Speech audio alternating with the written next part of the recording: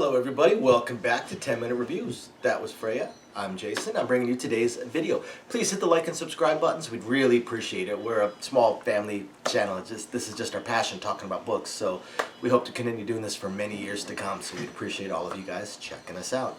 So for today, I'm going to talk about a book in the superhero genre.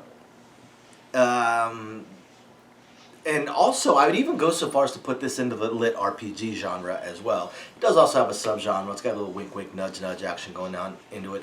But for the most part, it's a superhero book. It's an interesting superhero book with some litRPG elements to it. So it's called Making Super. So far, there's only one. Making Super is one by Dante King. Dante King has a lot of books out there. So as always, I'm going to talk about four things. I'm going to talk about the world, I'm going to talk about the characters, I'm going to talk about the plot, and I'm going to talk about the writing style.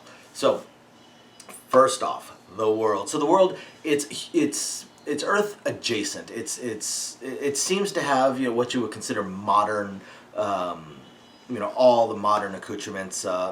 Just you could absolutely picture it happening in just about any city in the world, except for one little thing, and that is the superheroes. So it's in a city called, I want to say it's like Empyreon or something along those lines. So a fictional city that is kind of the hub of the superhero world, I guess. It's more of a business. This is kind of adjacent to The Boys. It's got a lot of similarities to The Boys. Pinnacle is the name of the company that runs the supers. They have a floating building that's their headquarters in Empyreon. It's like their hub. It's their main headquarters, right? And the character Dean. So Dean, he finds out that he has his own superpowers, so he didn't know it through most of his life. He is basically a mercenary, but he's a mercenary that kind of gets sent on quests by his father, who's a diehard gamer. So most of the messages and stuff like that are really funny. Form a party, collect loot. It's really amusing because he does almost everything as a callback to gaming in some way, shape, or form. But Dean discovers that he has the ability to steal superpowers, and he also has a stat screen. That's where the litRPG side of this comes in. This only occurs with Dean, but he has the ability. He can see what powers he has saved up. He calls himself a super ATM. So he can see what powers he has saved up. Now, at first, he's only able to give himself one power at a time. He can have one active power at a time. Eventually, he kind of levels up and he can have two active powers at a time. But then you also get into another side of the gaming thing where he has to be in a designated safe zone. And it takes him a little while to figure that out.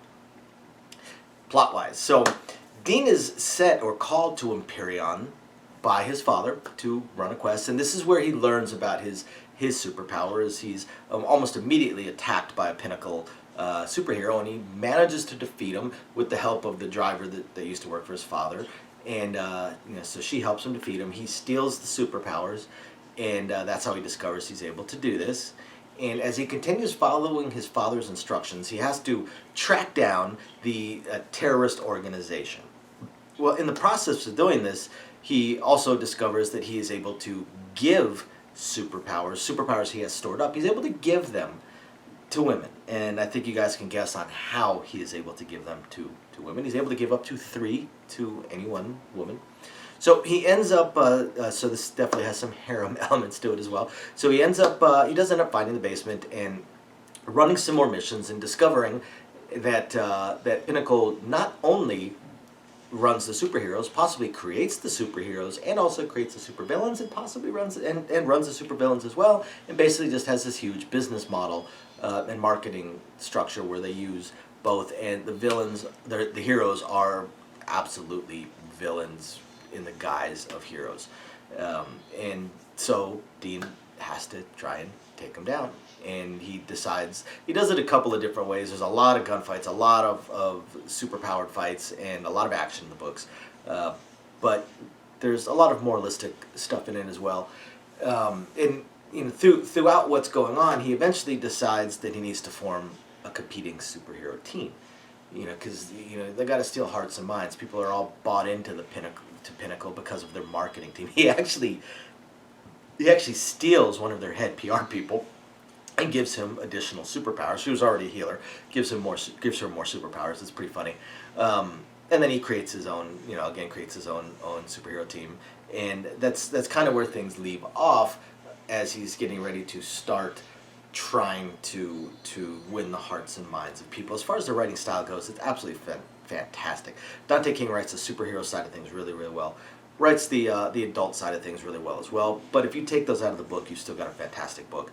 His plot, it's really engaging. It's really gripping. You want to keep reading. You don't want to put it down because you need to know what happens next. You're just always curious about what is going to happen next, and you need to read it. Also, the character is very snarky, very smart-ass, very confident, possibly arrogant, and absolutely hilarious. It's just absolutely hilarious. All the characters have quite a bit of snark to them, or sarcasm. They're absolutely hilarious. So, fantastic book. Dante King is a fantastic author. I know we're going to talk about more of his books in the future, but Making Supers #1, you guys got to check it out. After you hit that like and subscribe button, go check out Making Supers #1. Thanks for watching, everybody. Bye now.